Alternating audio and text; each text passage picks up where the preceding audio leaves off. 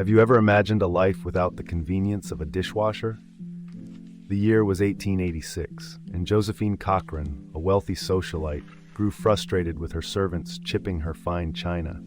Instead of succumbing to the chaos, she took matters into her own hands and invented the first practical dishwasher. Josephine ingeniously designed a machine that used water pressure to clean dishes automatically, a revolution in domestic cleaning at the time. Her invention gained recognition at the 1893 World's Fair, sparking a transformation in kitchen efficiency. From a mere solution to safeguard her precious crockery, Josephine Cochrane's dishwasher has become an indispensable household tool, forever changing the way we approach kitchen chores.